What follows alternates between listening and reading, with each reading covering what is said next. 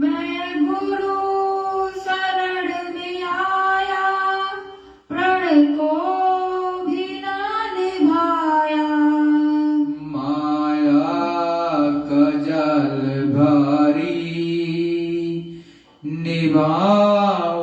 मैं कैसे।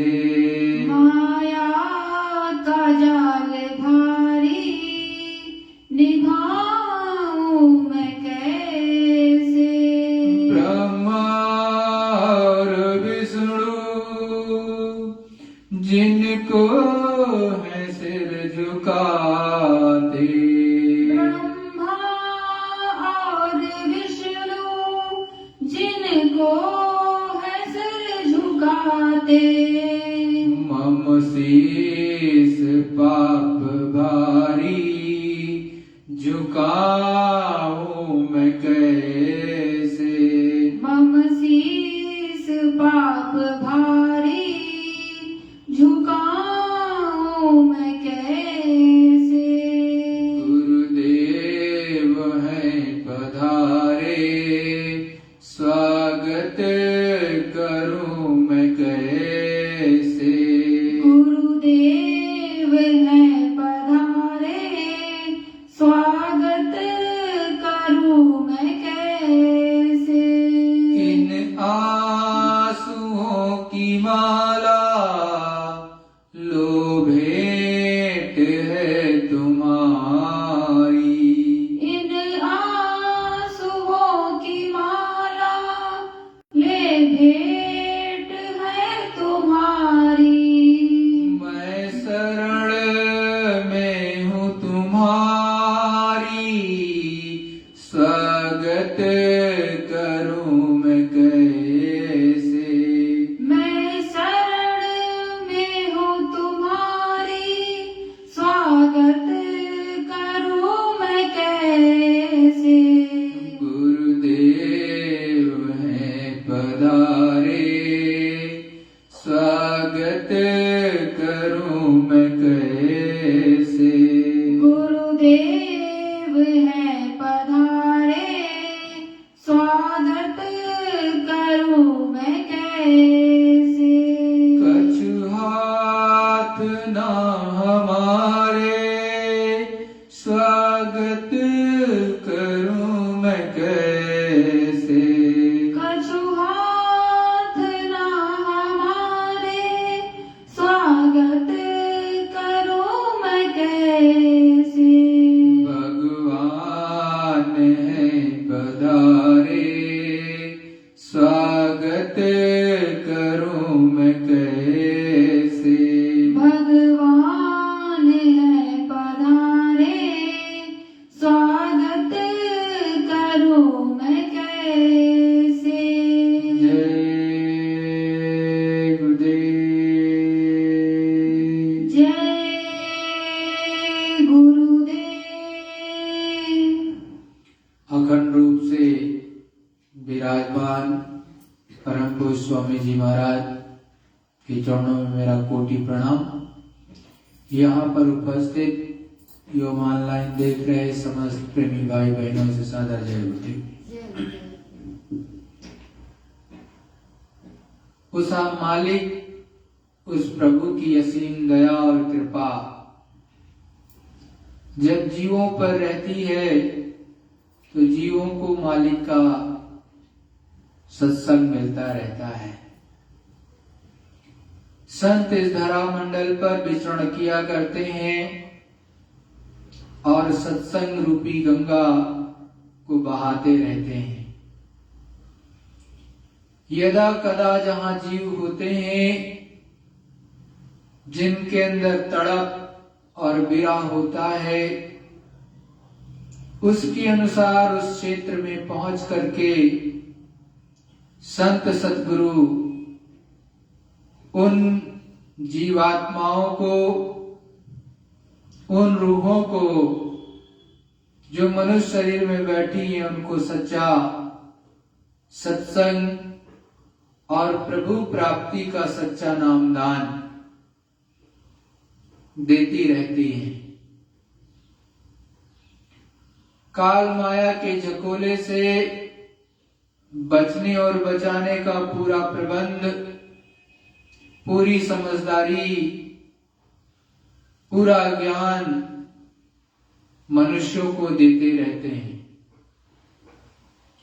कोई कोई मनुष्य इस जगत में, इस संसार में समझ जाते हैं, वो बिरले होते हैं और उन्हीं का कल्याण और उन्हीं को प्रभु प्राप्ति हो जाती है। जो लोग यहाँ पर केवल माया की छाया के पीछे दौड़ते रहते हैं, वो एक न एक दिन यहाँ पर सब बाजी हार करके चले जाते हैं। क्योंकि माया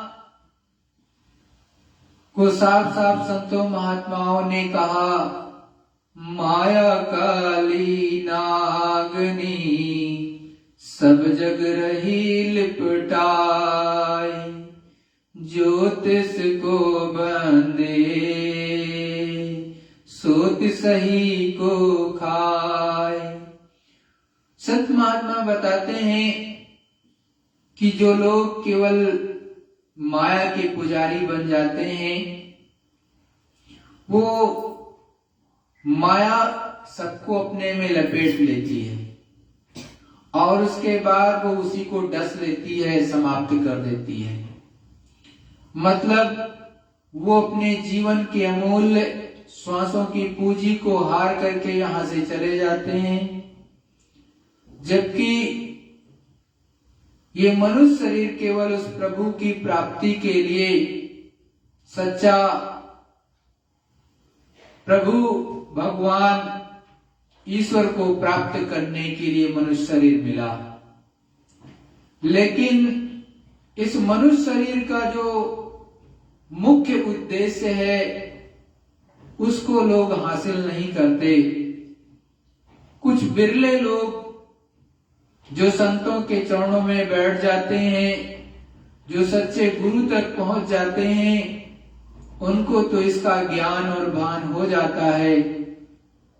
तो जिनको ज्ञान हो जाता है वो इस तरफ मुड़ जाते हैं और प्रभु परमात्मा की तरफ चल पड़ते हैं।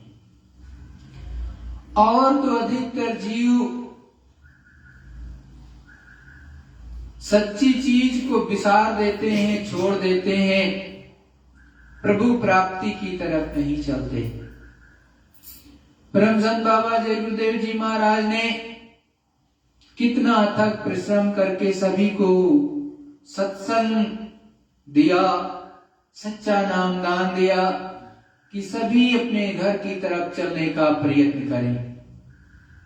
लेकिन जैसे ही गुरु महाराज ने मौज खेली, थोड़ा सा पर्दे के पीछे हुए सबके सब इधर से उधर हो गए। किसी की समझ में नहीं आ रहा है क्या करें। जबकि गुरु महाराज ने अनेकों बार अपने मुखारबिंद से सत्संग सुनाते हुए कहा, खोज री पिया को निज घट में। साफ साफ संत महात्मा कहते हैं कि उस पिया को, प्रभु को अपने घट में, इन दोनों आंखों के मध्य में पीछे की तरफ जीवात्मा बैठी है। यहीं पर सच्चा निशाना, सच्चा हृदय और वो भ्रुकुटी, वो छठा चक्र आज्ञा चक्र है, जहां पर सूरज जीवात्मा बैठी। यहीं से उस प्रभु प्राप्ति के लिए सच्चा रास्ता गया है। जब भी दर्शन होगा यहीं पर होगा। इस जो दोनों आंखों के मध्य में जीवात्मा पीछे की तरफ बैठी, उसमें एक दिव्य नेत्र है, उसी को शिव नेत्र कहते हैं। उसको खोलो, जब वो खुलेगा तब प्रभु परमात्मा के दर्शन होंगे और दूसरा कोई रास्ता नहीं। तो लोग इधर भाग गए, उधर भाग गए, किसी के पीछे भाग गए, उनको ज्यादा समझा कि वो बहुत पूरे हैं। अब धीरे धीरे करके लोग को गिरने लगे, बहुत से तो गिर गए और बहुत दूसरों के पीछे भाग गए, तो उनका भी भला नहीं हो रहा। अब जिसके पीछे भाग गए थे, अब वो भी जाने की तैयारी में, तो अब वो कह रहा कि तुम जो है अब दूसरे को देखना, वो मेरे संग हैं, मेरे साथ रहते हैं 25 साल से, 30 साल से, 40 साल से, आप उनका साथ कर लेना। अरे भाई, परम संत बाबा जय गुरुदेव जी महाराज ने, सच्चे महात्मा ने जो भी आज तक आए हैं वो साफ साफ एक नाम को जगाते हैं। गुरु महाराज ने कहा कि जब नाम को जगा लेते हैं तो उसमें पावर और शक्ति होती है। उस नाम के द्वारा जीवात्माओं को गगन मंडल में चढ़ाया जाता है, उतारा जाता है और उसी से पकड़ के चढ़ जाती है। तो जय गुरुदेव नाम गुरु महाराज ने कहा जब बोलोगे तो मैं मिलूंगा। ये गुरु महाराज ने कहा मैं मिलूंगा, कोई दूसरे के लिए नहीं कहा। और गुरु महाराज ने कहा मैंने ये नाम रूपी जहाज, जय गुरुदेव नाम रूपी जहाज जो लगाया है, इसमें विश्व की सारी जीवात्मा बैठ जाए, उस पर तब भी एक सीट खाली रहेगी। तो आप सोचो वो इतना बड़ा नाम का जहाज है, उस पर सारी जीवात्माएं बैठ जाए तब भी एक सीट खाली रहेगी। और वो अभी गया नहीं, क्योंकि जब गुरु महाराज नहीं गए तो वो नाम जहाज कहां से जाएगा। तो जितने भी गुरु महाराज के जीव हो वो तो धीरे धीरे करके या तो अपने घरों में बैठ के साधना कर रहे या चुपचाप गुरु महाराज का गुणगान कर रहे, किसी के पीछे उछे नहीं गए। अब किसी की का शरीर स्वास्थ्य खराब हो रहा है, किसी की किडनी खराब हो रही, किसी का कुछ खराब हो रहा है, तो धीरे धीरे वो अब आपको उल्टा बताना शुरू कर दिए। अरे भाई संतों महात्मा बड़े ठोक ठोक करके कहते हैं कि गुरु करो जान कर, पानी पियो छान कर। संत महात्मा स्वयं अपने मुखारविंद से जो सच्चे होते हैं बताते हैं कि गुरु बहुत जान करके करना चाहिए, ठोक बजा करके जो है करना चाहिए, ऐसे नहीं करना चाहिए कि आप किसी को भी गुरु कर लो। गुरु बहुत जानबूझ करके और समझ बूझ करके करना चाहिए। जिस तरह से संत महात्मा कहते हैं कि पानी को छान करके पीना चाहिए कि गंदगी उसमें ना हो, वैसे ही गुरु को जान करके ठोक बजा करके करना चाहिए, सच्चा करना चाहिए। तो प्रेमी भाई बहनों, इसीलिए संत महात्मा कहते हैं, और गुरु महाराज ने कहा मैंने जिसको पकड़ लिया उसको छोड़ने वाला नहीं। आपको याद होगा कि जब जो है वाहे गुरु नाम को जगाया और उस नाम का जहाज गुरु नानक साहब ने लगाया, तो गुरु नानक साहब ने अनेक जीवों को नाम दान दिया। और जब गुरु नानक साहब का लगाया हुआ नाम जहाज वाहे गुरु जब जाने लगे जो है, तो वो नाम जहाज चला, तो नानक साहब ने हर अपने जीव को देखा जिसको नाम दान दिया था कि हमारे जीव कहाँ कहाँ हैं। जितने जीव थे सबको इकट्ठा किया और नाम जहाज पर बिठा लिया। अब उन्होंने गिनती की कि हमारे इतने को मैंने नाम दान दिया, तो उसमें से एक कम पड़ गया। जब एक कम पड़ गया तो उन्होंने उसकी भी खोज करना शुरू किया। स्वर्ग वैकुंठ देखा, ईश्वर का धाम देखा, ब्रह्म का धाम देखा, और ऊपर में पार ब्रह्म का धाम देखा, महाकाल पुरुष का धाम देखा, पातालपुरी देखा। जहां जहां था, जितने भी स्वर्ग और वैकुंठ में अनेक धाम हैं, शिवपुरी, ब्रह्मपुरी जो है, इसी तरह से जो है गंधर्व धाम और अनेक हैं। उसके अंदर 14 तबक कहते हैं, 14 भुवन उसके अंदर हैं। 14 में उसमें देखा, अब उसमें भी कहीं नहीं मिले। तब उन्होंने जो है यमपुरी में देखना शुरू किया कि यमपुरी तो नहीं चला गया। तब उन्होंने देखा कि वो नरकों में पिट रहा, तो जाकर के उससे कहा तू यहाँ कैसे चला आया? तो उसने कहा गुरु महाराज मैंने आपकी बातों को नहीं माना, हमने अंडा खाया, मांस खाया, शराब पिया, गलत काम किए, इसलिए जो हम यहाँ चले आए। तो कहा अच्छा तूने गलती की है तो माफी मांग ले, चल यहाँ से। तो माफी तो मांगा, लेकिन कहा हे मालिक मैं अकेले नहीं चलूंगा यहाँ से, क्योंकि आप तो तारन हार हो, आप दया करो तो ये जो जीव पड़े हैं इस नरक में ये भी निकल चले, और तभी मैं चलूंगा, नहीं तो मैं अकेला नहीं जाने वाला। तो उसकी विनती पर जो है नानक साहब ने अपना अंगूठे को उस नरक में डुबोया था। इसीलिए चौपाई लिखी है, नानक जाई अंगूठा गोरा, सब जीवन का किया निवेरा। सारे के सारे जीव जो नरक में तप रहे थे, बहुत ज्यादा विदारणीय दुख पा रहे थे, अकथनीय दुख पा रहे थे, सारे के सारे जीव वहां से छूट गए, उस जेल खाने से निकल गए। उनको मनुष्य शरीर दिला दिया और जो उनका जीव था उसको संग लिया और नाम जहाज पर बिठा करके ले गए। ये जो है चौपाई साफ साफ लिखी है। तो आपने अपने परम पूज्य पिता को, अपने स्वामी को, अपने मालिक को, अपने सदगुरु को छोड़ करके दूसरे के पीछे भाग रहे हो, तो अब दूसरे वो भी दगा दे रहा।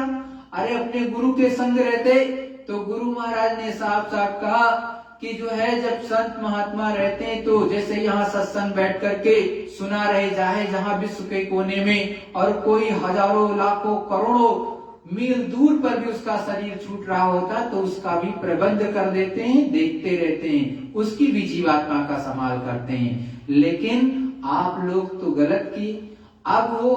अब बीच में भंवर में नैया फंस गई आपकी। अब आप पूछ रहे हो कि आप क्लियर कर दो कि आप ही हो कि नहीं। अरे भाई, बहरूपिया तो बहरूपिया होता है। लाखों करोड़ों में जो सत्पुरुष करतार के रूप में आता है वो एकदम अलग होता है। उसकी आवाज अलग, उसका काम अलग, वो किसी के अनुसार नहीं होता है, किसी के अनुसार चलता भी नहीं है, और वो करोड़ों अरबों में एक होता है। सच्चा संत जो होता है वो कंज गुरु होता है, वो सत्पुरुष करतार के यहाँ से सीधे जुड़ा होता, सत्य लोक धाम आराम धाम सीधे आता और जाता है। किसी भी जीव को सेकंडों में भी पहचान सकता, उसकी मौज हो जाए तो, और नहीं तो भजन करा करके आपको अच्छे से ले जाएगा। गुरु को खुश कर लो तो चले जाओ ऊपर। तो धीरे धीरे देखो, हिचकोले मत खाओ, अब भी वक्त है, अपने गुरु को पकड़ो, किसी दूसरे को मत पकड़ो, तभी काम बनेगा, और नहीं तो धोखा आपको मिलेगा। गुरु महाराज ने कहानियां भी अनेक तरह से आपको सुनाई कि एक फकीर, एक जो है सच्चे संत थे, उनके पास में एक जो है उनका शिष्य रहता था, वो पूरे थे। तो उनके साथ एक जो है मुल्ला जी आते थे, तो वो हमेशा जो है मक्का मदीना की जो है बड़ाई करते रहते थे कि हमें वहां जाना है। वो कुछ नहीं बोलते थे, संत जी कुछ नहीं बोलते थे, शांत रहते थे, उनकी बात सुन लेते थे, चुप रहते थे। एक दिन क्या हुआ, जब भी आते तो वो यही बात करते, वो चुप रहते और कुछ नहीं बोलते, जबकि वो पूरे थे। मतलब उन्होंने ईश्वर को देखा, खुदा को देखा, गॉड को देखा, ऊपर ब्रह्म को देखा, महाकाल पुरुष को देखा, सत्पुरुष करतार तक का वो जुड़े, और ऊपर भी आते जाते, हर मतलब ब्रह्मांड का ज्ञान रखने वाले और तत्वदर्शी महात्मा, ऊपर के वो अनाम पुरुष करतार के रूप में बैठे हुए नीचे, लेकिन मनुष्य शरीर में बैठे हुए रहते हैं, इसलिए कोई जान नहीं पाता है। क्योंकि संतों महात्माओं ने साफ साफ कहा, बंदे के लिए बंदा बना होगा। बंदे को समझाने के लिए बंदे के रूप में आता है वो मालिक। उसके अलग से चार हाथ नहीं होते, चार पैर नहीं होते, जैसे आप हो वही रूप धारण वो भी करता है। मतलब मनुष्य शरीर आपको दिया है तो मनुष्य शरीर में ही आके आपको समझाएगा, तभी समझ पाओगे। कोई दूसरा रूप धारण कर लेगा, नहीं समझ पाओगे। इसीलिए वो जो है अपनी शक्तियों को अलग अलग रूप में, चाहे जो है राम जी के रूप में अवतारिक शक्ति में भी भेजा जब परिवर्तन कराना था। लेकिन अवतारिक शक्तियां जीवों को सीधे ऊपरी धाम नहीं ले जाते। तो उन महात्मा के पास में वो जो है वहां की बड़ाई कर रहे थे, तो एक दिन क्या हुआ, गुस्सा आ गया उनका शिष्य। क्यों? क्योंकि उन्होंने कहा कि मुझे मक्का मदीना जाना है और जो है आप भी चलो। तो उनका जो शिष्य था गुस्सा गया, उसने जो है मुल्ला जी की जो है गर्दन पकड़ी और सर पकड़ा और उनके चरणों में झुका दिया। तो अब क्या हुआ, मुल्ला साहब तो बहुत ज्यादा गुस्सा हुए, साथ साथ में उनके गुरुजी भी गुस्सा हो गए, क्योंकि ये जबरदस्ती है। क्योंकि संत महात्मा प्रेम का सौदा करते हैं, जबरदस्ती का नहीं। तो जब ऐसा हुआ तो उन्होंने आदेश दिया कि तुम इनसे माफी मांगो, अपने शिष्य से। तो उसने माफी मांगी मुल्ला साहब से, और उसके बाद कहा ये हज करने जा रहे हैं, आप भी चले जाओ इनके साथ। अब क्या हुआ, वो भी चला, गुरु का आदेश था। तो गुरु के आदेश का पालन करने के लिए आगे चल पड़ा वो। अब मुल्ला साहब, क्योंकि पहले जमाने में लकड़ी के जहाज चलते थे, तो लकड़ी के पानी के जहाज पर वो बैठ लिया, दोनों लोग बैठ लिए, बीच जो है समुद्र में पहुंची उनकी जहाज, तो बहुत तेज तूफान चलने लगा। अब तूफान चलने लगा तो वो जो शिष्य था वो तो अपने गुरुजी का नाम, जो नाम दिया था गुरुजी ने, वो ले रहा। अब क्या हुआ, वो पूरा का पूरा जहाज तहस नहस हो गया, उसके पटरे सब अलग अलग हो गए, सब का पूरा टूट फूट गया, पूरा का पूरा जहाज भी डूब गया। अब तो पटरा ही एक दो चार रह गए। तो क्या हुआ, अब शिष्य ने तो वो पटरा पकड़ करके अब हिचकोले खा रहे, कभी वो समुद्र के नीचे जा रहा है, कभी ऊपर आ रहा, कभी नीचे जा रहा है, कभी ऊपर आ रहा, अपने गुरुजी को पुकार रहा। तो जब गुरुजी को पुकारा, अब वहां पर जो दूसरे के साथ जिसके साथ गया था वो तो डूब गया, उसको पता ही नहीं कहाँ गया। अब वो अपने गुरु को याद कर रहा, अपने प्रभु को याद कर रहा, तो वहां पर एक आवाज आई बड़े तेज से कि मैं तुम्हारे गुरु का गुरु हूं, मुझे मेरा हाथ पकड़ लो, मैं आपको पार कर दूंगा। उसने कहा नहीं, मैंने तो गुरु के गुरु को देखा ही नहीं, हम तो अपने गुरु महाराज को जानते हैं, उनका रूप देखा, उनकी शक्ल देखी, और उन्होंने मुझे सच्चा नाम दिया और कहा जब जरूरत पड़ेगी तब मैं आपकी मदद करूंगा। तो इसी तरह से 2-3-4 चीजें और हुई, और एक हाथ निकल के आया कि मैं ये हाथ पकड़ ले, मैं तुझे पार कर दूंगा। तो कहा देखो मैं तो आपको जानता नहीं, मैं आप ये हाथ नहीं पकड़ूंगा।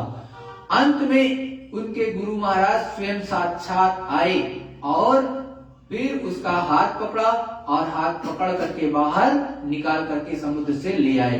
तो देखो जो अपने गुरु पर विश्वास रखता है उसकी नैया वो सदगुरु स्वयं पार करते हैं। लेकिन उससे पहले जैसे उन गुरु ने उस शिष्य की पूर्ण रूप से परीक्षा ली, वैसे आपकी भी परीक्षा होगी कि आप ऐसे तो नहीं कि दल बदलू हो।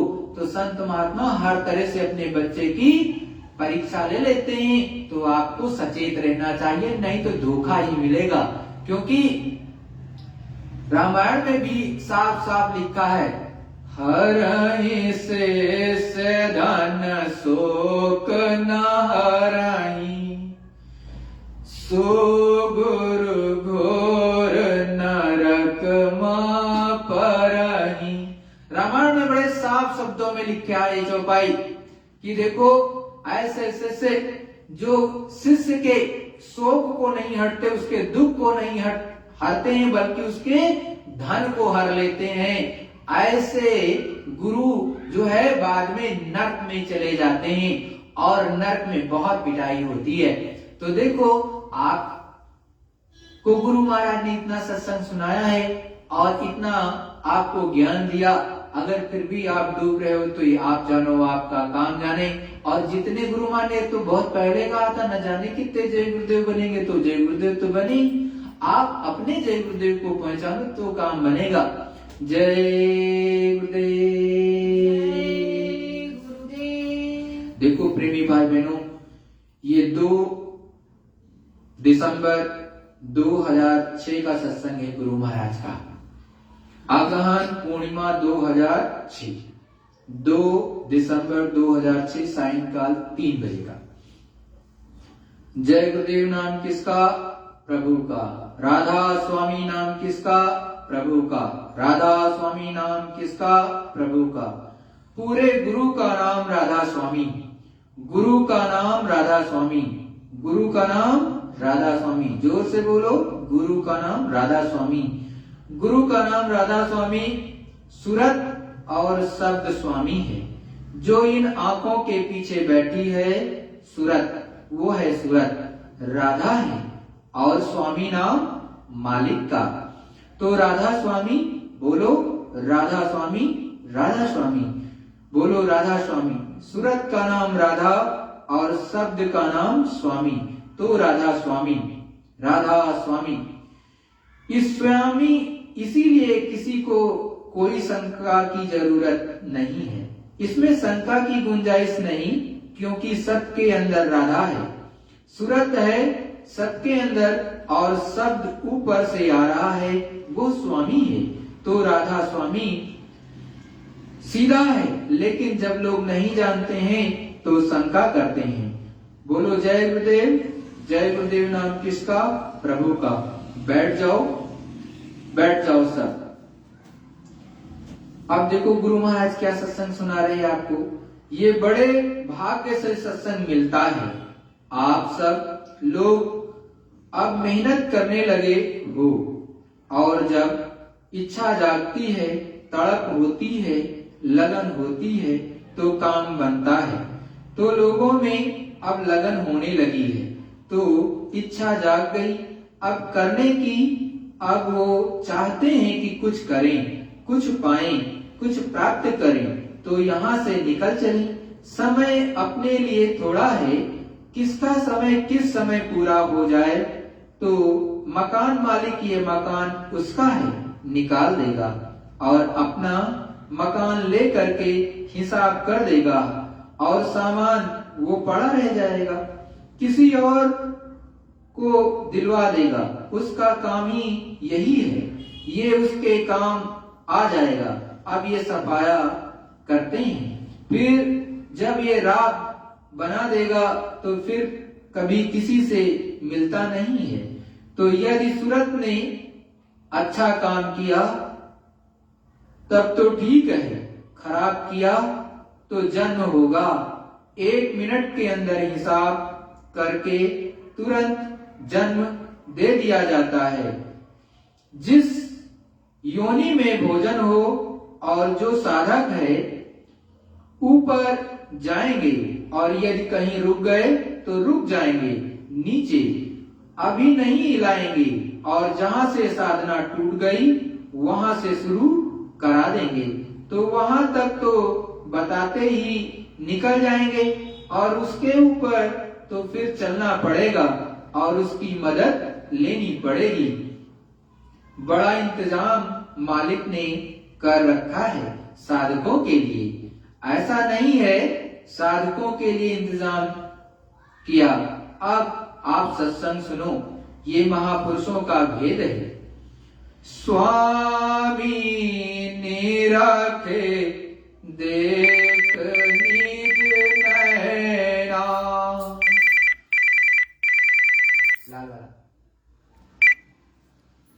प्रेमी भाई बहनों, कोई भी 3 बजे से 6 बजे के बीच में सत्संग के टाइम पे फोन मत किया करो।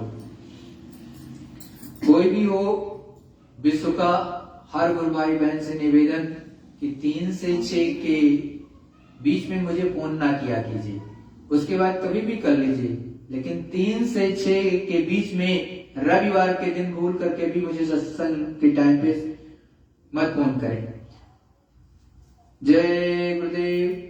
स्वामी ने रखे देख निज नैना, कोई कोई संत परखी है बैना।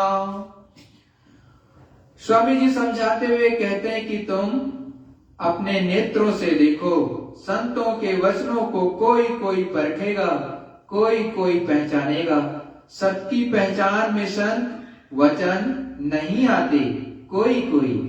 तो तुमको चाहिए कि हम जो ये बताते हैं उसको अपनी आंखों से देखना, तो तुमको विश्वास करना चाहिए और प्रार्थना करनी चाहिए कि हम भी देखें और दया हो जाए, कृपा हो जाए।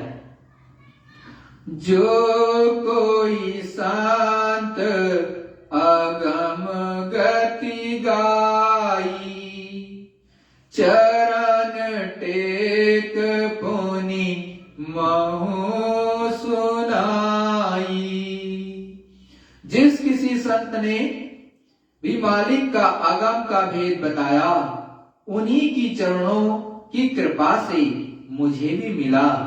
मैंने कोई ऐसे ही नहीं पाया, ये सब उनकी दया की कृपा से प्राप्ति हुई। वो हमको मिल गए और उनकी दया हो गई, तो हमने उस प्रभु को, परमात्मा को पाया। उनकी कृपा से पा लिया, प्राप्त कर लिया और अपने घर पहुंच गए। अब जीवन का कहो निबेरा, जासे मिटे भरम बस मेरा। कहते हैं कि जब जीवों का कैसे छुटकारा होगा, जिससे जीव भ्रम से बच जाए। भ्रम में तो कोई जड़ होती नहीं, शंका में कोई जड़ नहीं होती है, तो जीवों का भ्रम कैसे जाएगा, अब मैं उनको बताता हूं। जब या मुक्ति जीव की होई, मुक्ति जाने सतगुरु पद से। कहते हैं कि जीव की मुक्ति कब होगी, जब संतों के चरणों की सेवा करेगा, तब इस जीव की मुक्ति होगी। अब मुक्ति कोई पार जाने का स्थान थोड़े, मुक्ति तो बीच में ही रुकती है। सतगुरु संत कंज में वासा, सूरत लाई जो चढ़े आकाशा। सतगुरुदयाल अपने गुरु महाराज समझाते हुए कहते हैं, सतगुरु के चरण आकाश में हैं, बीच में सफेदी है, चारों तरफ नीला है। स्वर्ग में बासा, कहते हैं वहां कैसे देखेगा, सूरत को अपनी बाहर से समेटे और समेट करके आंख को सामने अंदर की आंख से उसको देखेगा, और मन को साथ में रखे तो चरण कमल मिलते हैं।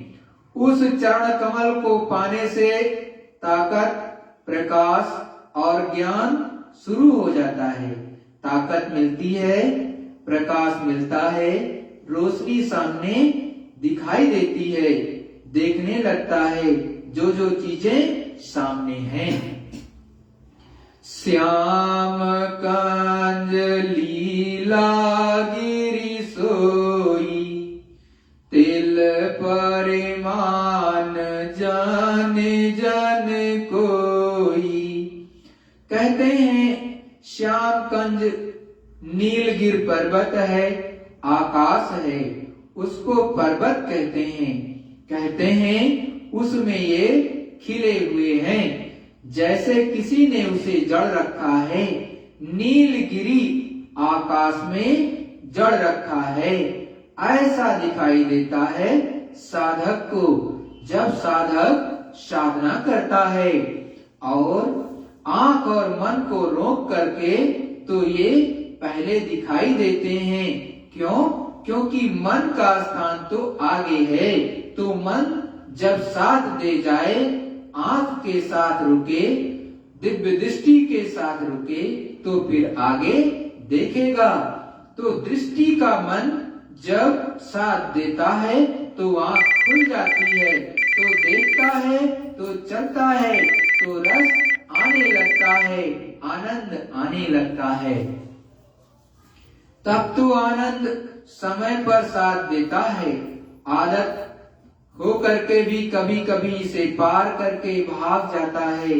जैसे आपको कभी अच्छा भोजन मिले बराबर, तो कभी कभी कहते हो कि नहीं ये अच्छा नहीं है, ऐसे ही बस आदतवश भाग जाता है और फिर लग जाता है।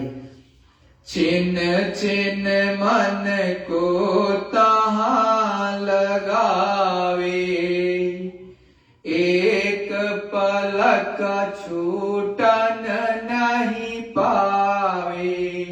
कहते हैं कि छिन छिन पल पल सबसे छोटा समय, जहां दृष्टि रुके वहीं मन को लगाना चाहिए। कहते हैं कि छिन छिन वहां मन को लगाए, वहां एक पलक इधर उधर जाने ना पाए, मन हटना नहीं चाहिए। जब लग जाएगा मन दृष्टि के साथ में, आंख के साथ में, और एक जगह टिक जाएगा। श्रुति ठहरानी रहे आकाशा, तिल खेर की में निस दिन बासा। कहते हैं सूरत भी वहां ठहर जाए और मन भी वहां ठहर जाए तो खिड़की है आकाश में, वहां दिखाई देती है ईश्वर के लोक में खिड़की है, खिड़की दिखाई देती है, उसी जगह पर उसे रोक कर रखो दृष्टि को भी और मन को भी आंख के साथ में। गगन द्वार दिखे एक तारा, अनहद नाद सुने झनकारा। अब अपने गुरु महाराज समझाते हुए बताते हैं उसी खिड़की में होकर के एक तारा आकाश में दिखाई देता है, तो वहां से जब वो दिखाई देगा तब वहां से झनकारे नाद का शब्द बाजों की आने लगती है और सुनाई देना शुरू हो जाता है। मतलब कि आपको आवाज ब्रह्मवाणी आकाशवाणी वो प्रभु की आवाज वो सुनाई देने लगेगी, लेकिन जब तक उसको पकड़ोगे नहीं तो आपको सुनाई नहीं देगा। जब पकड़ लोगे तो अच्छे से आपको सुनाई देने लगेगा, और जब सुनाई देने लगेगा तभी तो काम बनेगा, और जब तक सुनाई देगा नहीं, दिखाई देगा नहीं, तब तक काम कैसे बनेगा। मैं तो अचेत चेत नहीं, संत चिताई लीन अपनाई। कहते हैं भाई मैं तो अचेत था, मतलब सदगुरु समझा रहे कि मैं तो अचेत था, मेरे में चेतना शक्ति नहीं थी, लेकिन संतों ने कृपा की, मुझको अपनी चीज देकर चिता लिया, जगा लिया, होश में कर लिया।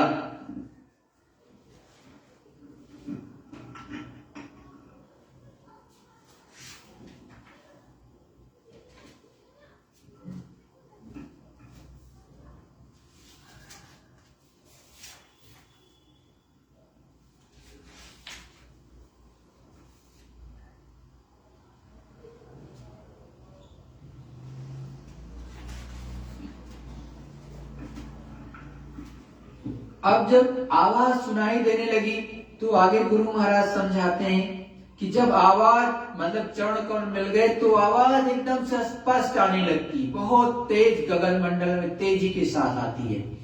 जो आकाशवाणी कलमा आयते या संतों महात्माओं ने कहा कि उधो गीत नाद सुनाई देता, जैसे आपके चरण कमल मिले, जो गुरु महाराज अभी बता रहे थे जिसके बारे में, जैसे वो आपको मिला वैसे ही नाद अनाद नाद तेजी के साथ झनकारे करने लगता, बहुत तेज सुनाई देता है।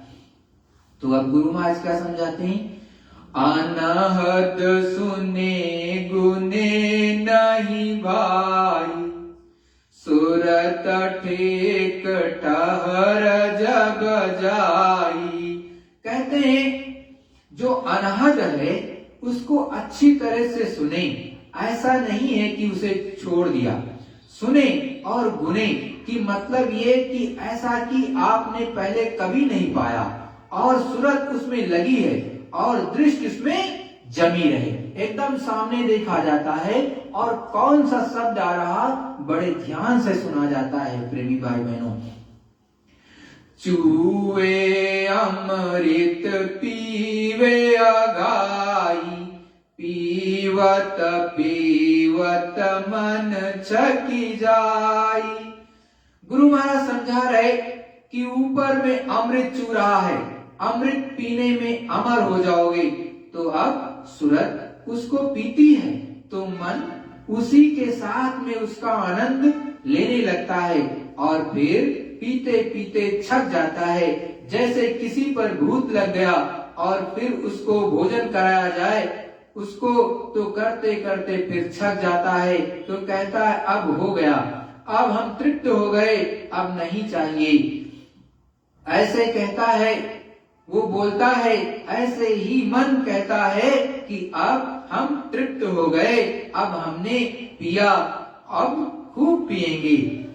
सूरत सात संद ठहराई, तब मन थिरता सुरति पाई। सद्गुरुदयाल स्वामी जी महाराज अपने कहते हैं कि सूरत बिल्कुल साध ली जाए और वहां ठहरी रहे, तब स्थिरता आती है। जब ये शरीर भूलने लगता है, ऐसा होता है कि मैं शरीर के बाहर गया, ऐसा मालूम होने लगता है कि शरीर से बाहर निकल रहा हूँ। आखिर शरीर तो छोड़ना ही है, मौत के बाद छोड़ना है तो साधन के वक्त ही छोड़ दे, लेकिन उसे मालूम होता है कि मैं शरीर से बाहर जा रहा हूँ।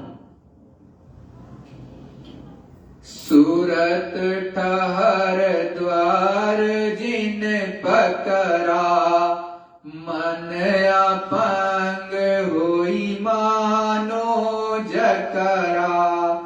कहते हैं सूरत द्वार पर टिक गई, ठहर गई, दृष्टि जम गई, छंटती नहीं है तो मन अपंग हो जाता है, भाग दौड़ नहीं करता है, क्योंकि सूरत वहां से हट नहीं सकती और सूरत के बिना रह नहीं सकता। तो फिर सूरत का साथ देता है, अपंग हो जाता है, भाग दौड़ नहीं, उसके पर काट लिए जाते हैं। फिर कैसे उड़ेगा?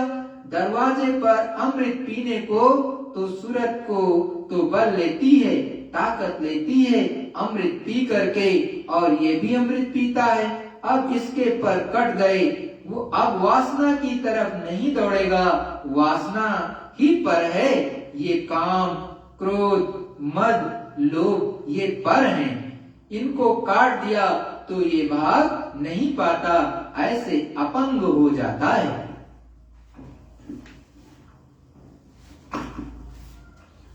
ये जो सूरत के संग में मन लगा हुआ है, इसको स्वामी जी कहते हैं कि जब वो शब्द आपको सुनाई देने लगेगा, आवाज सुनाई देने लगेगी, तब वो धीरे धीरे करके मन अपंग हो जाएगा। मतलब उसके पर कट गए, ना काम, ना क्रोध, न मोह, न लोभ, ये सब के सब गायब हो जाएंगे, जिसके कारण ये मन भागता रहता था। तो अब मन भी स्थिर और सूरत तो स्थिर हो ही गई, क्योंकि उसको अब अपनी पावर, अपनी शक्ति को इकट्ठा करना है, अमृत को पीना है, ऊपर गगन मंडल में चढ़ना है। चमके बीच गगन के माही, जब ही उजास पास रहे छाई। सद्गुरु दयाल अपने गुरु महाराज परम पूज्य स्वामी जी महाराज, जय गुरुदेव स्वामी जी महाराज समझा रहे, आपको कहते हैं गगन आकाश में चमक आती है, ऊपर में गगन मंडल में चमक, बहुत तेज से बिजली चमकती है, जैसे बिजली चमकती है ऐसा चमकता है, और फिर वो धीरे धीरे प्रकाश उतरता है। धीरे धीरे सूरत उसको बर्दाश्त करती है, क्योंकि सूरत ने बहुत दिनों से छोड़ दिया है। तो फिर आंखें कैसे ही चमकी बिजली, तो आंखें आपकी बंद हो जाती हैं, मतलब दिव्य दृष्टि बंद हो जाती है।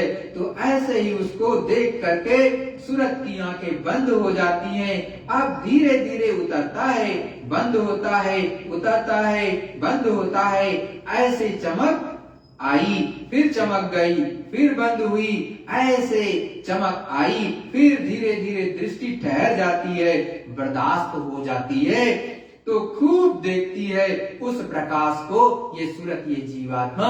ऐसा गुरु महाराज समझा रहे।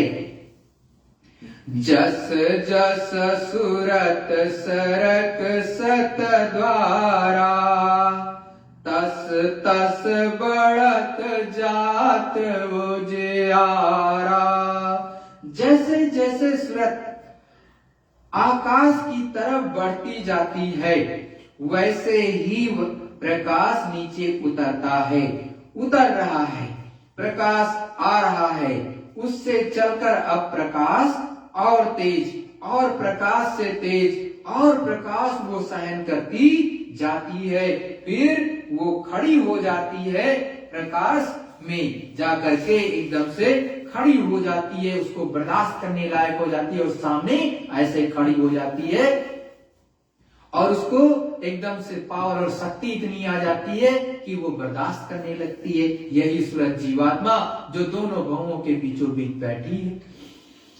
श्वेत श्याम श्रुत शैल समानी, झरी झर चूए कूप से पानी।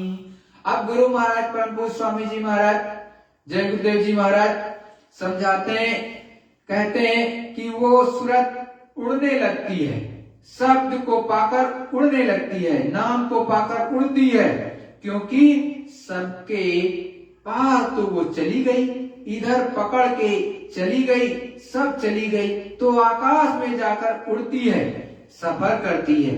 अब उसने शरीर को छोड़ दिया, इस मनुष्य शरीर पे जहां बैठी थी नाके पर, इसको छोड़ के ऊपर चली गई आकाश में। शरीर उसका ये बैठा है, लेटा है, जिस भी हालत में था उसी हालत में रहेगा। मतलब जिस अवस्था में, जिस हालत में आप साधना करने बैठे थे, उसी में चुपचाप वो ऐसे शरीर रह जाएगा। और सूरज जीवात्मा ऊपर गगन मंडल में जो है चली जाती, जैसे नारद मुनि ऊपर चले जाते थे और विष्णुपुरी में मिलाते थे, ब्रह्मपुरी में ब्रह्म जी से मिलाते थे, शिवपुरी में शिव जी से मिलाते थे। ऐसे इस शरीर में बैठ करके ऊपर ईश्वर के धाम चले जाओ, ब्रह्म के धाम चले जाओ और यहीं से सीधे निकलते हुए चली जाती है, उड़ने लगती है वो। अब गुरु महाराज कहते हैं कि जिस हालात में ये शरीर था वैसे के वैसे रखा रहेगा, बैठा रहेगा।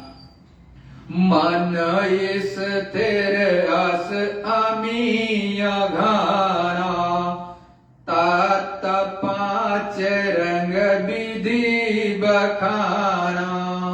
अब स्वामी जी महाराज अपने परम पूज्य स्वामी जी महाराज, जय गुरुदेव जी, स्वामी जी महाराज समझा रहे, कहते हैं सूरत मानो पी पी करके छटती है, तब फिर तत्व दिखाई देते हैं। तब फिर तत्व मतलब जो तत्व, पांच तत्व है और इनका भी कलर होता है, रंग होता है, जो है वो भी सब दिखाई देते हैं कि कहां से ऐसे काला रंग आप कहते हो, लाल रंग, सुर्ख और सफेद और नीला। तो इसीलिए कहते हैं, गुरु महाराज समझाए, कारा नीरा सुर्ख सफेद, ऐसे करके वो पांच तत्व है। गुरु महाराज समझाते कि वो पांच तत्व है। तो गुरु महाराज समझा रहे कि तब फिर तत्व दिखाई देते हैं। ये सब जो बाहर के तत्व हैं वहां से विकास हुआ है, मतलब वहां से उसका विस्तार हुआ है, विकास हुआ है, वहां से उत्पन्न हुए हैं। तब आपको तत्व पहचानने में आएगा कि तत्व आप पहचान नहीं रहे। जल, पृथ्वी, अग्नि, वायु, आकाश में सब तो ऊपर में बहुत सूक्ष्म है, ऊपर में ये बहुत सूक्ष्म है, वहां से आए और स्थिर हो गए। जल भी जड़, पृथ्वी भी जड़, ये सब जड़ हो गए और वहां चेतन है, वहां यही तत्व चेतन है, लेकिन यहाँ पर जड़ हो गए। ये सब तत्व वहां चेतन है, यहां आकर के जड़ हो गए सबके सब। स्याही सुराख सफेदी होई, जरद जात जंगली सोई। अब गुरु महाराज समझाते हैं कि पहले तो बिल्कुल काला था, जब आंख बंद करते हो साधना के समय या सुमिरन के समय या भजन के समय और मेन रूप से ध्यान के समय, जब ध्यान करते हो तो आंख बंद करते हो दोनों आंखों को, कोई साधक साधना करता तो एकदम काला रहता है, एकदम काला सामने। तो जब काला था, स्याही थी, अब उसी जगह पर सफेदी है, सफेद हो गया, प्रकाश हो गया, अब उजाला है, अंधेरा चला गया और अंधेरा बहुत गहरा था। इसीलिए कहा जा कि काजल की तरह से अंधेरा छाया हुआ है कर्मों का, तो हमको सामने कुछ दिखता नहीं, वो साफ हो गया, अब बिल्कुल एकदम साफ दिखना शुरू हो गया। पहले धुंधला दिखाई देता है, फिर कोहरा आ गया तो पास का दूर का दिखाई नहीं देता। धीरे धीरे जब पूरा चला जाएगा तो आप कोसों दूर देखिए तो साफ दिखाई देता है, पेड़ है, ये चीजें हैं, ये चीजें हैं, अनेक चीजें, मतलब अनेक वन पर्वत नार अनेक ऊपर में दिखाई देते, बृहद, बहुत सुंदर सुंदर अनेक झोंके चलते हैं, ऐसी ऐसी सुगंधियों की वहां पर आंधियां चलती हैं कि सोच नहीं सकते हो प्रेमी भाई बहनों। तो अब गुरु महाराज फिर आगे समझाते हुए समझा रहे, तिल्ली ताल तरंग बखानी मोहन मुरली बजे सुहानी। ये मोहन की मुरली बड़ी अच्छी से वहां बजती है, कहाँ गगन मंडल में ऊपर, लेकिन इस मोहन की मुरली को सुनने के लिए ऊपर तो चलना पड़ेगा, ऊपर चलोगे तब तो ये मुरली और ये बांसुरी सुन पाओगे, और नहीं तो कैसे सुनोगे प्रेमी भाई बहनों। आप तो केवल बाहर से ही सोचते रहते हो कि ऐसा हो जाए वैसा हो जाए और ये करेंगे वो करेंगे। अरे मन के गुनावन को छोड़ो, जैसा गुरु महाराज कह रहे वैसा पकड़ लो तो आज भी जो बंसी बज रही और कन्हैया की ऊपर की तान आज भी लगती है, सुनाई देती है, लेकिन लोग बाहर ही बजा लेते हैं, अंदर वाली तो सुनते ही नहीं। अंदर चल करके सुनना चाहिए कि मुरली एकदम बजती है। गुरु महाराज समझा रहे, कहते हैं कि वहां ताल लगती है, मृदंग बजता है, बाजे बजते हैं, बहुत अच्छे अच्छे सब बाजे वहां बजने लगते हैं और बहुत आनंदित बाजे होते हैं, एकदम की प्रफुल्लित हो जाओ, उन बाजों को सुन करके गदगद हो जाते हैं, ऐसे बाजे बजना शुरू हो जाता है और कान सुनने लगते हैं। कौन से कान सुनेंगे? जो आपकी जीवात्मा के हैं, मतलब जो जीवात्मा आपके मनुष्य शरीर के दोनों भवों के बीचों बीच पीछे की तरफ बैठी है, उसमें एक दिव्य नेत्र होता है, एक दिव्य कान होता है और एक दिव्य नाक होती है। तो ये तीन चीजें मुख्य रूप से उसमें होती हैं और उसी के द्वारा ये उसी तीसरे कान से सुनने लगती। जैसे तीसरा नेत्र है, शिव नेत्र है, वैसा तीसरा कान भी है। तो उसके द्वारा ये मुरली की तान और ऊपर मृदंग की आवाज और बिजली की चमक, बिजली की गड़गड़ाहट सब सुनने लगती है प्रेमी भाई बहनों। मुरली नाद साध मन सोवा, बिस रस बाधि विधि सब खोवा। मुरलीनाथ जो बज रही है उसे साध सुन करके उसी बाजों में लय कर दिया तो ये जितने विष रस थे सब झड़ जाते हैं। काम है, क्रोध है, मोह है, लोभ है, अहंकार है, वासना है, ये सब झड़ जाते हैं, सब झड़ जाते हैं। ये सब बिल्कुल उसी तरह से झड़ जाते हैं जैसे पेड़ से पत्ते झड़ गए, ऐसे ही शरीर से चले जाते हैं। मतलब जब साध को उस वो मुरली की नाद सुनाई देने लगती है तो ये सारे के सारे विकारी अंग, काम, क्रोध, लोभ, मोह, अहंकार सब धीरे धीरे करके इनका नाश हो जाता है। इसी मनुष्य शरीर में बैठ करके ये सब होता है प्राप्त करते हुए। खिड़की तिल भरी सूरत समाई, मत तत देख रहे टकलाई। स्वामी जी महाराज, जय गुरुदेव, स्वामी जी महाराज कहते हैं कि खिड़की है तिल के समान, खिड़की तिल के समान है और तिल काला होता है, उसके समान खिड़की है। और जब उसको सूरत ने खिड़की को तोड़ा और जब खुला तो तब दिखाई देता है ये स्वर्ग है, ये वैकुंठ है, ये ब्रह्मलोक है, ये शिवलोक है, ये विष्णु लोक है, ये सब दिखाई देता है वहां। मतलब पूरी रचना है, तमाम सूरतें रहती हैं, वहां के शरीर अलग है, स्थूल शरीर नहीं है, वहां का चेतन शरीर है। स्थूल आंख भी है, कान भी है, नाक भी है, कपड़े भी पहनते हैं, बहुत सुंदर सुंदर ये सब, लेकिन ये कपड़े नहीं है जो कपड़े बने हैं कारखाने के, रुई के, ये नहीं। हाँ, ये मालूम होता है, रहता है कि कपड़े हैं, बहुत सुंदर कपड़े हैं, रंगीन भी हैं और सफेद भी है। सब तरह के कपड़े और जेवरात कान में, नाक में, गले में, हाथ में, पैर में जेवरात पहने नजर आते हैं, लेकिन ये जेवर नहीं है, सोने चांदी के नहीं, वे झलकते हैं, चमकते हैं। तो देखो गुरु महाराज कैसे समझा रहे कि ऊपर में भी ऐसा नहीं कि कोई ऐसे रहता हो, जैसे यहाँ कपड़ा रुई का बना होता है, या आजकल प्लास्टिक का भी बनने लगा, तो प्लास्टिक लोग पहनते हैं। टेरिकॉट का नाम सुनते ही हो, लालून का नाम सुनते ही हो, न जाने कितना ऐसी सूती कपड़े में भी मिक्स कर देते हैं। तो ऊपर में भी कपड़े होते हैं सफेद थक व्हाइट, और अगर वहां पर जाओ तो लाल भी होता है, नीला भी होता है, भांति भांति तरह के अलग तरह के रंग बिरंगे कपड़े भी होते हैं। और जेवरात भी वहां की देवियां ऊपर में जेवर जैसे नीचे पहनती हैं तो ऊपर भी पहनती हैं, लेकिन वहां सोना चांदी नहीं होता, लेकिन झलकता हो चमचम चमचम हीरे जवाहरात की तरह से लप लप लप लप लाइट मारता है भाई। जब जाओगे तो देखना कि कैसे होता है, और जब तक अंदर जाओगे नहीं तब तक कैसे काम बनेगा, आपको कैसे पता चलेगा कि ऊपर ऐसा होता भी है कि नहीं होता है। तो ऊपर में वो सभी के सभी कपड़े पहने रहते हैं और बड़े ही सुंदर एकदम से चमचम दिखाई देता है वहां। जब उजास घट भीतर आवा, तत तेज और ज्योति दिखावा।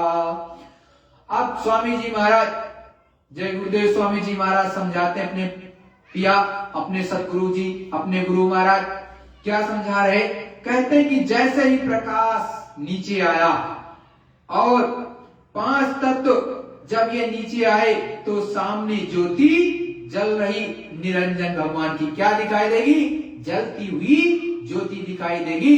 जैसे गुरु महाराज हमेशा समझाते बताते रहे, तो निरंजन भगवान की वो ज्योति दिखाई देगी, तब दिखाई देता है तो वो बहुत दूर है।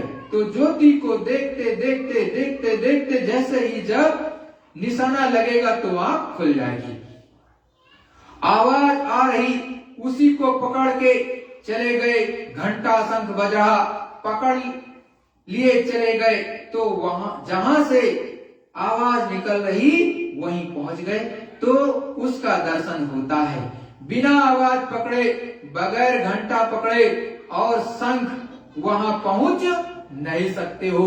साफ साफ देखो गुरु महाराज की ये वचन है, किसी दूसरे के नहीं है कि आप ऐसे पहुंच जाओगे, घंटा शंख पकड़ोगे, ये आवाज पकड़ोगे, तब निरंजन भगवान के दर्शन कर पाओगे, ईश्वर के दर्शन होंगे, नहीं तो ऐसे नहीं होंगे। तो अब कह रहे कि जब उनका दर्शन आप कैसे पकड़ोगे, कि आवाज को पकड़ करके चले जाओगे, बिना आवाज पकड़े, बगैर घंटा पकड़े और शंख वहां पहुंच नहीं सकते। पकड़ लिया और पहुंच गए तो वहां पर दर्शन होता है। और वहीं उसने मुंह खोल दिया, ऐसे मुंह खोल देता है कि उधर चले जाओ, उधर की तरफ, मतलब ब्रह्म की तरफ। जब वो मतलब वो जो बत्ती वो पूरी फाटी पूरी गए, मतलब उसमें से एकदम से बीच से दरवाजा खुल गया, एक तरह से दरवाजा खुल गया, वो बीच से फट गई और आगे जाने का रास्ता दे दिया कि चले जाओ उधर, उस तरफ, कहा ब्रह्म की तरफ। तो कि उधर चले जाओ ऊपर की तरफ, तो ऊपर से भी आवाज आ रही, मुंह खोल देता है, मुंह बंद रखेगा तब आप उधर नहीं जा सकते। तो उसे खुश कर लिया, इतना प्रसन्न कर लिया कि मुंह खोल दिया, उसने प्रसन्न हो गया, तो चले जाओ वहां उस तरफ, वहां फटक शिला है, वहां क्या है, फटक शिला है, बहुत बड़ा मैदान है, इस संसार से बड़ा बड़ा कि खड़े हो जाओ तो नीचे का सब दिखाई देता है, सब नीचे चीज नजर आती है कि नीचे की बस जैसे जैसे दिखाई देती है, साधक को शंका नहीं करना चाहिए, जो चीजें हैं उनको देखता चले और याददाश्त के लिए धीरे से अपने कागज पर इशारे से नोट कर ले, जब कभी मौका मिले तो सुना दे। देखो गुरु महाराज कहते हैं साफ साफ लोग कहते हैं, गुरु महाराज मना करते हैं, गुरु महाराज कई कलाम है कि गुरु महाराज कहते हैं जब मौका मिले तो सुना दे। साफ साफ कह रहे कि धीरे से अपने कागज पर इशारे से नोट कर ले, जब कभी मौका मिले तो सुना दे। मतलब अनुभव अगर वो बताएगा नहीं तो होगा कैसे, आप जानोगे कैसे कि ऐसे मिलता है। तो साफ साफ कहे जब मौका मिले तो सुना दे। और तुम औरों के साथ बैठे बात कर रहे हो तो सुनने वाला सुन रहा, समझ रहा और सुन लेगा, समझ लेगा, और जो कुछ भी आप कह रहे होगे उसकी समझ में कुछ नहीं आएगा। तो किससे कहोगे? गुरु महाराज से। जो ये सुनाओगे किससे सुनाओगे? जो ऊपर का देखा हुआ हाल है, गुरु से कहोगे कि गुरु महाराज ने आप दया उतारी तो आपकी दया मेहर से मैंने ये चीज अंदर में पाई। ये गुरु की दया से मिलता है। या उस भजनानंदी साध से भी कहना पड़ता है आपको, जैसे गुरु महाराज ने मौज खेल दी इस समय।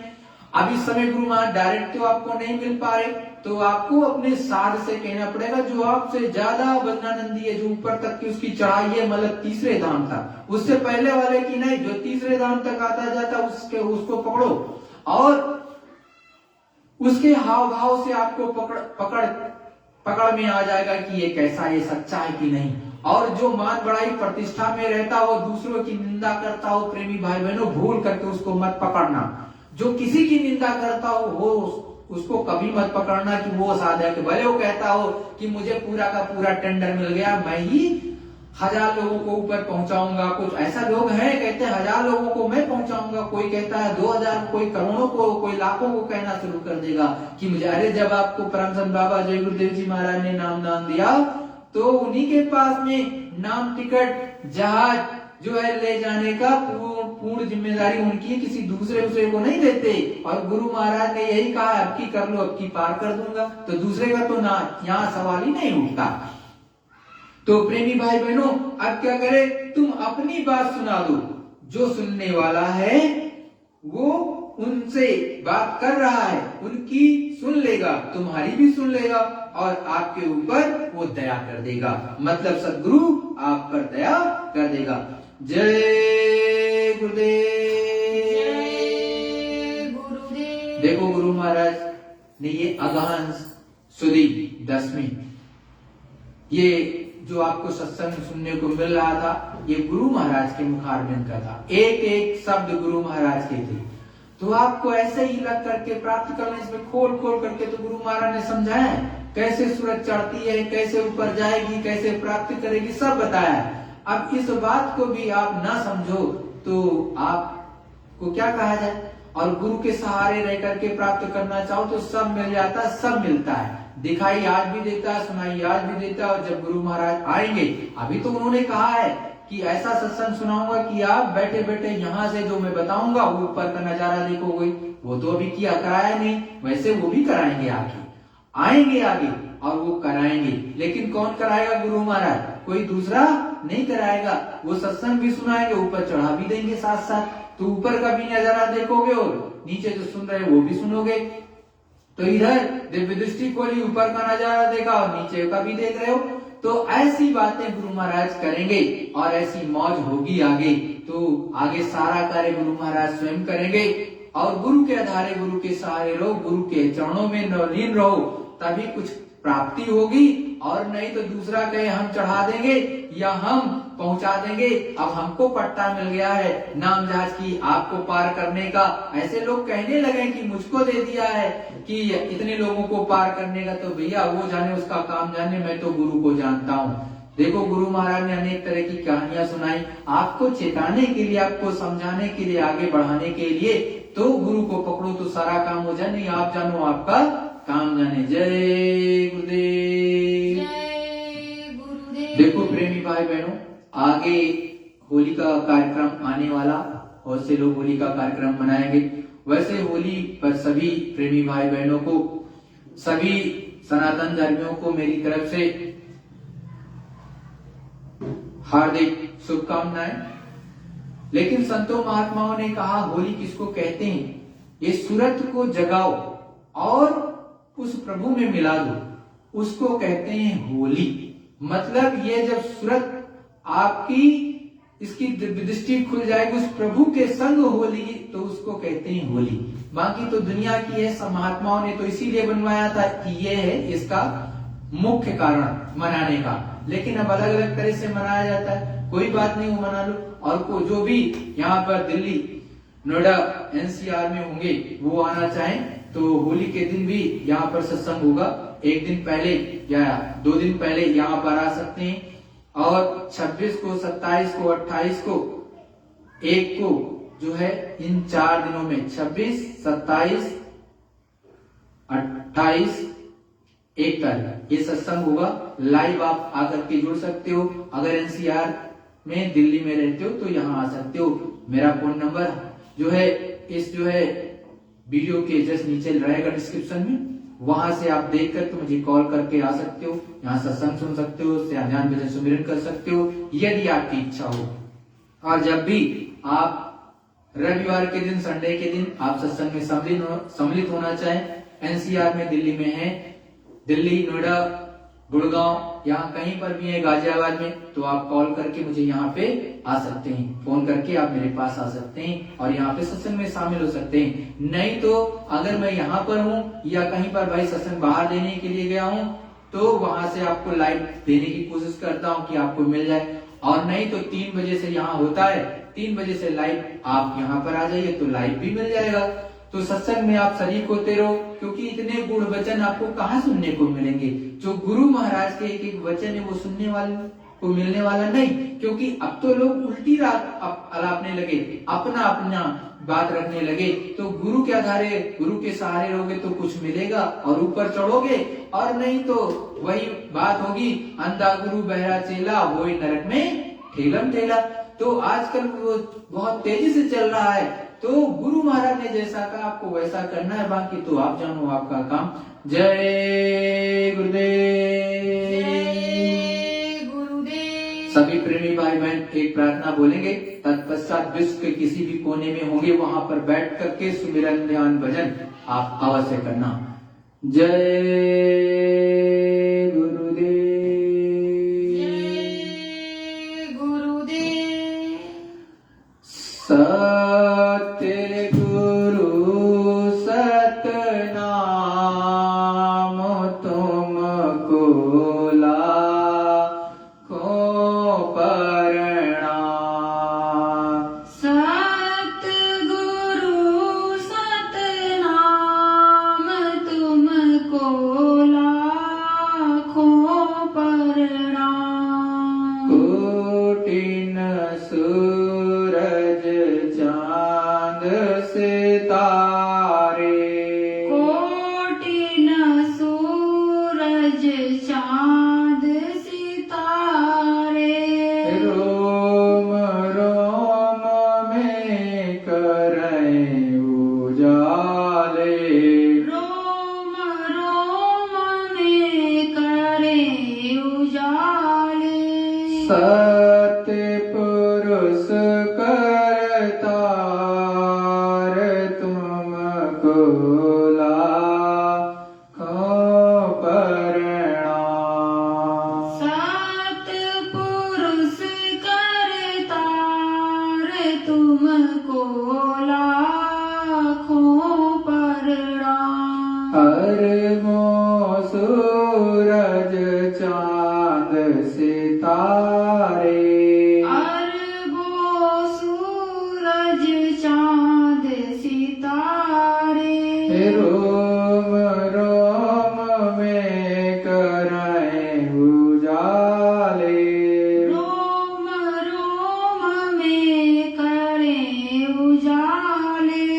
अलख पुरुष करतार तुमको लाखों प्रणाम। अलख पुरुष करतार तुमको लाखों प्रणाम। खरबों सूरज चांद सितारे, खरबों सूरज चांद सितारे, रोम रोम में कराएं उजाले,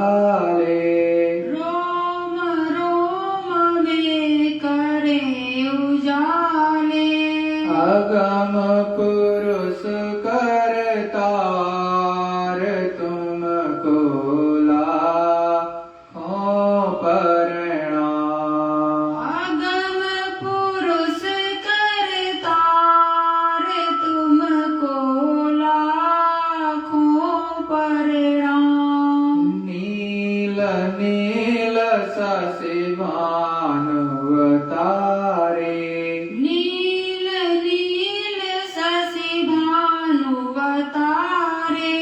रोम रोम में करें उजाले रोम रोम में करे उजाले अनामी पुरुष करतार तुमको लाखों प्रणाम अनामि पुरुष करतार तुमको लाखों प्रणाम सतगुरु सतनाम तुमको लाखों प्रणाम सतगुरु सतनाम तुमको लाखों प्रणाम जय गुरुदेव। जय गुरुदेव। गुरु स्वरूप एवं पांचों धनियों को विधि पूर्वक दृष्टि प्रणाम करके सभी गुरु भाई बहन प्रभु प्रेमी सुमिरन ध्यान भजन में अपने अपने स्थानों पर बैठेंगे। जय गुरुदेव।